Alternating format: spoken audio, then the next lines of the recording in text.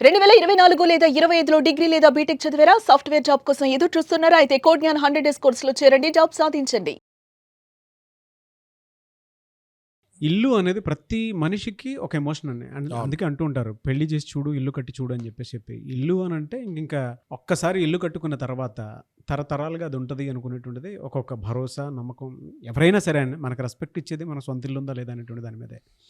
అలాంటి ఇంటి ఎమోషను కష్టపడి నిర్మించుకున్నటువంటి వాళ్ళకి మాత్రమే తెలుస్తుంది. 3 ఈఎంఐల తర్వాత ఎవరు పడితే వాళ్ళు వచ్చేసి నోటీసులు ఇచ్చేసి జప్తు చేస్తామనో అదనంటే రకరకాలుగా ఇబ్బంది పెడుతూ ఉంటారు. ఈ మధ్యకాలంలో అయితే సంబంధం లేని కొన్ని కంపెనీస్ వచ్చి లోన్ల పేరు మీద ఇచ్చేసి టార్చర్ చూపించడం మొదలు పెడుతూ ఉన్నారు. ఇప్పుడు మనకి జనరల్గా ఎస్బీఐ తెలుసు, లేదంటే అదర్ బ్యాంక్స్ మనకి తెలిసినవి తెలుసు. అసలు దీన్ని ఎలా హ్యాండిల్ చేయాలి? 3 ఈఎంఐల తర్వాత వాళ్ళ పరిస్థితి చూస్తే సార్ చెప్పుకోలేడు. దాంతోపాటు అది తీర్చాలి అని అంటే వీళ్ళకేదో ఆర్థిక కారణాలు చాలా ఉంటాయి. అసలు దీన్ని ఎలా హ్యాండిల్ చేయాలి? లీగల్గా దీనికి ఏమైనా రెమెడీ ఉందా? చాలా మంచి టాపిక్ తీస్తారు నారాజ్ గారు మీరు. ఎందుకంటే ఈ నాన్ బ్యాంకింగ్ ఫైనాన్షియల్ కార్పొరేషన్స్ అని మీరు ఒక వర్డ్ వాడారు.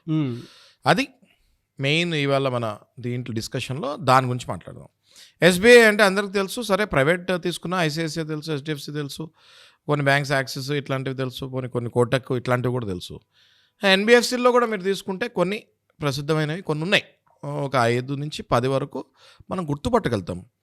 అసలు గుర్తుపట్టలేని పేర్లు, ఇంకా ఈ పేర్లు తీయకూడదు కానీ కొన్ని గుర్తుపట్టలేని పేర్లు, అంటే అలాంటిది కూడా ఏదైనా సంస్థ ఉందా అని మేమే నిగ్గరపోతున్నాం అడ్వకేట్స్ అయి ఉండి.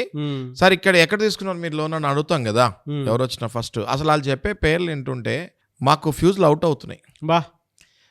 ఆ పేర్లు ఏంటి, వాళ్ళు అసలు గైడ్లైన్స్ ఫాలో అవుతారా లేదా సరిగ్గా, వాళ్ళ స్ట్రక్చర్ సరిగ్గా ఉందా లేదా, వాళ్ళ పోర్ట్ఫోలియో ఎంత, వాళ్ళ మేనేజ్మెంట్ టీం ఏంటి, వాళ్ళకి అసలు కస్టమర్ కేర్ సరిగ్గా ఉందా, ఎడ్యుకేషన్ మీకు సరిగ్గా ఇస్తున్నారా, నోటీసులు సరిగ్గా పంపిస్తున్నారు. సహజంగా నాగరాజ్ గారు any home loan or mortgage loan అప్పుడప్పుడు ఏ రిసెషన్ వల్ల, జాబ్ పోతాం వల్ల, బిజినెస్ సరిగ్గా ఉండకపోతాం వల్ల 2-3 ఈఎంఐలు కట్టలేరు. 2వ ఈఎంఐ కట్టలేనప్పుడే వీళ్ళు బ్యాంక్ నుంచి నోటీస్, బ్యాంక్ అయినా ఎన్బిఎఫ్సి అయినా నోటీస్ ఒకటి వస్తుంది. ఆ నోటీస్ వచ్చినప్పుడు చక్కగా మీరు బ్యాంక్కి రిప్లై ఇచ్చి ఇది ఈ కారణం వల్ల నేను కట్టలేకపోతున్నాను, దయచేసి ఒకసారి మనం కలుద్దాము, నేను మీ బ్యాంక్కి వస్తాను, కూర్చొని మనం డిస్కస్ చేద్దాము, నేను మళ్ళీ ఒక 2-3 నెలల్లో కడతాను, నాకు ఏదైనా ఆప్షన్ ఇవ్వండి అని అడుగు.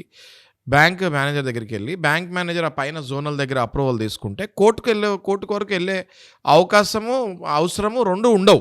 ఎప్పుడైతే ఈ కొన్ని ఎన్బిఎఫ్సిస్ వయలేషన్స్, ఆర్బీఐ వయలేషన్స్ని, గైడ్ లైన్స్ని తుంగదొక్కుతున్నాయో without sending notices, Nagaraj garu, అంటే ఉన్న బలంగా కొంతమంది మా దగ్గరికి వచ్చారు, ఉన్న బలంగా మా దగ్గరికి వచ్చి ఇల్లు ఖాళీ చేసేయమంటారు, రేపు వస్తున్నాము మీరు ఇల్లు ఖాళీ చేసేయండి.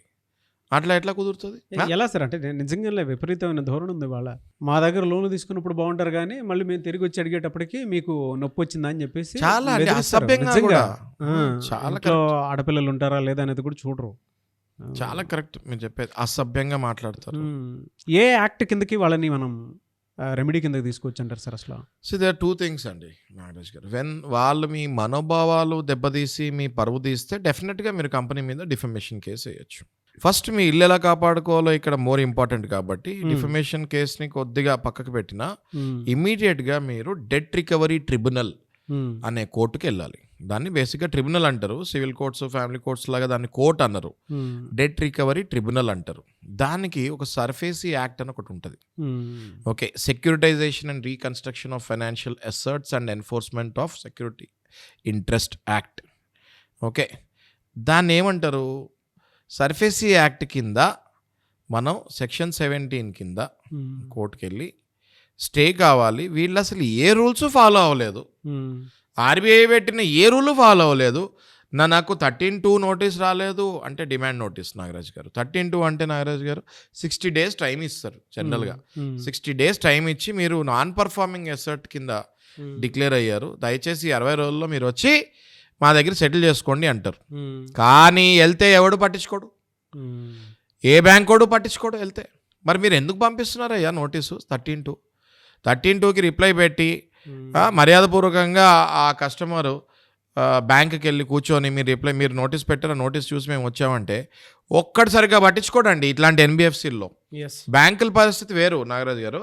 ఇట్లాంటి ఎన్బిఎఫ్సిలో ఒక్కటి సరిగ్గా పట్టించుకోడు.